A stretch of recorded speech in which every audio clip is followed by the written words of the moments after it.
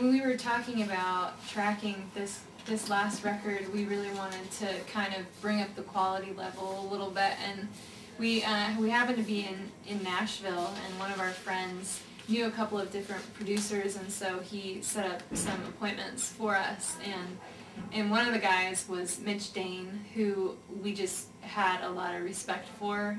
He's won Grammys and engineered projects like Jars of Clay and Vivo Norman, so we thought, okay, well, we'll meet with him, but I don't know if he'd be up for working with us because we're kind of small time, and so we met with him at a coffee shop, and he was just so humble and had just the best kind of meek spirit about him, and we just connected really well. And one of the first things he asked us was, so how did you guys meet Jesus? And so right off the bat, it seemed like he had a really great heart, and so we ended up working with him, and he produced our last record called Only Love Remains, and we couldn't be happier with the way that it turned out.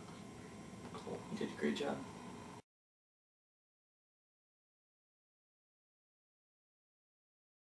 Well, JJ does the majority of the songwriting, but I think our goal, both with our recordings and songs and then live performance, is just to really try to do as good a job as possible to just be an accurate representation of ourselves both on and off the stage. And that way the honesty is what connects us with the listener, rather than a catchy guitar hook or something like that. And so like our commitment to be honest with our listeners has been a big part, hopefully, of what has attracted them to JJ's music, both in the past and hopefully in the future. So one of the ways that we kind of continue to keep up that sort of honest dialogue is through some like video podcasts that we end up putting together, where not only are there like the glossy photos of JJ that we use for press releases and that kind of thing, but then there's also shots of her without any makeup getting ready to go to a show or something like that, where we're just kind of like making fun of each other, but still enjoying life and going through it together, and just letting folks know that we're just normal human beings. And then we also, especially, we've been playing our music full-time now for about 4 years, and especially when we were starting out, our biggest resource was just other artists who had been doing it longer than us, and so every time we go to a concert, we kind of ambush whoever we could get our hands on and just ask them as many questions as we can think of.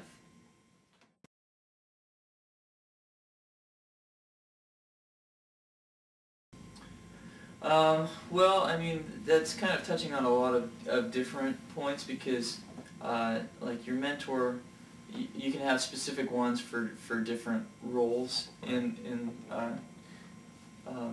your vocation and as far as your lifestyle and that kind of thing. But we really have a lot of peers who have been in music a little bit longer than we have, that we draw a lot from. Our friend Jeremy Casella is a recording artist who's kind of seen quite a bit of the music industry, and just moving along in the songwriting process. Our producer Mitch has had a huge hand in influencing just our decisions about what songs end up eventually going on the record.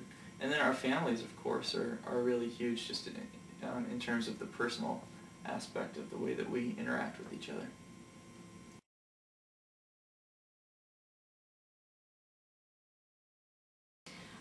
It's been a really big part of what we do, actually, and the internet is kind of the independent artist's best friend, because you can connect with people all across the world, and it doesn't cost you anything, and so it's an amazing resource. Our website is great. We can list our the dates that we're going to play, and we can have clips of our songs, and we put our podcast on that. And we also have a MySpace page, which has been a really great thing for us, just to be able to get our music out there. And because of MySpace, we've been able to send CDs that people have ordered just all around the world, to Germany and Australia and China. So places that we haven't been before. Yeah. Where people are starting to hear about our music. I don't know about China, but yeah, oh yeah? we still went to China. Wow. Yeah. I'm impressed. We are famous. Big time.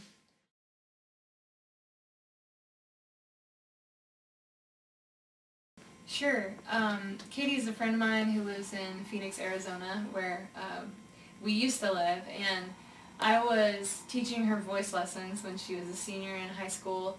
So I didn't know her really well, but from the outside it looked like she had everything anybody could want. I mean, she was beautiful and talented and smart and nice, and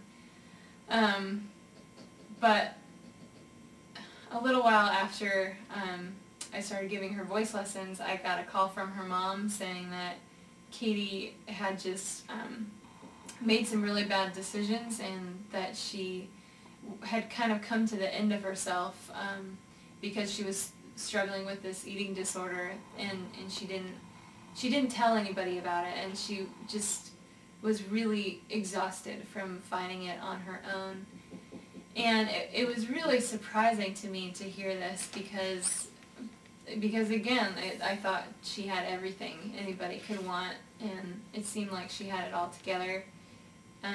But apparently there was stuff going on inside of her that she didn't want anybody else to see, and she just started believing the lies that she was telling herself, that she wasn't good enough, and that she wasn't beautiful, and so I heard the news, and I wanted to write her a song just to make sure she knew the way that God feels about her, and that He just loves her so much that He gave His life for her. And so I wrote her that song. It's called All the Beauty, and it's basically a song.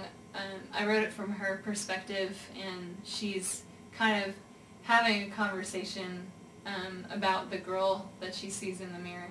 She ended up going to this treatment center for women with eating disorders, and it's called Remuda Ranch in Phoenix, or not in Phoenix, but in Arizona, in northern Arizona, and it's a Christ-centered facility, and it's just an amazing place, and because I wrote that song for her, we were able to go there and to sing for the other women who were going through treatment there, and so a lot of like the girls and the women heard our music and learned about it that way. But there's also on MySpace, there's kind of a Remuda Ranch page where all the women who have gone through the program, they kind of connect with. And so even the girls who hadn't heard our music, who weren't there when we sang, they were able to hear it through their friends. And so we've gotten a lot of messages from the girls and the women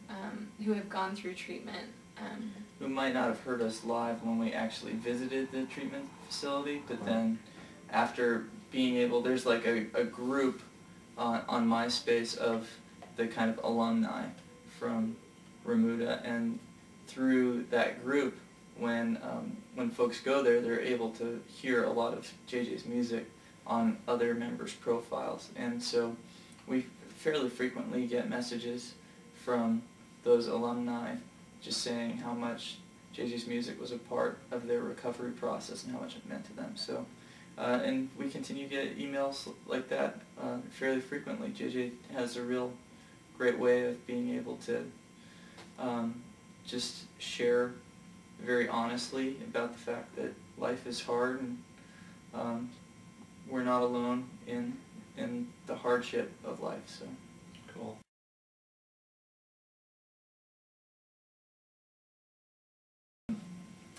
like we were just listening to David Gray this morning, who's an amazing songwriter, and we got to see Patty Griffin live last month, and she's one of JJ's favorite songwriters. Yeah. And then, I mean, Jars of Clay's new record was just really well done. We're really proud of those guys for the way that they're able to communicate and keep making great music after so many records. And then I think Jennifer Knapp was a big influence on me, because I first heard her when I went away to college, and I just had never heard any Christian music like that before, Yeah. and it was really inspirational, I think, because it seemed like, I guess the kind of music that I would write if I wrote music, which I didn't at the time, but So early on it was Yeah. a really big part of giving you the inspiration to Yeah. start. yeah, I really liked it. Cool.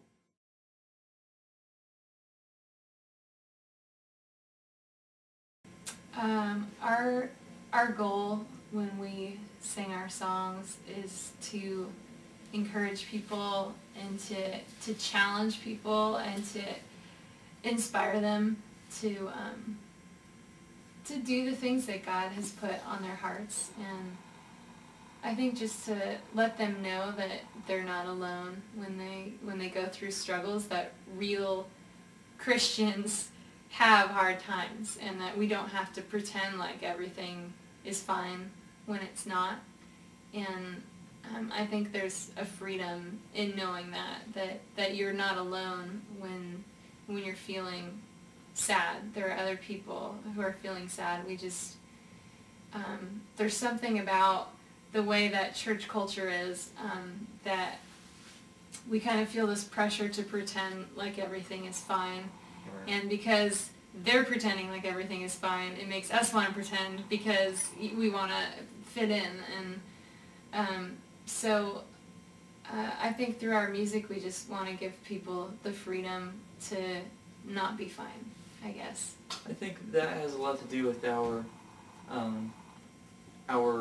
recordings and our songwriting, but then also as far as our live performance goes, like I always talk about how when I was a kid, I went to see Steve and Annie Chapman, who were like really old-time Christian musicians, and when the concert was over, I turned to my parents and I said something to the effect of, "Let's have him over for dinner." Like I had a really good time and I wanted to bring him back home with me. But that's kind of our goal when we're playing a live show, is just to be able to come across real enough that people want to give us food. No, that people would not mind investing a little bit of time in us to get to know us more, or feel like they've already made that connection. So.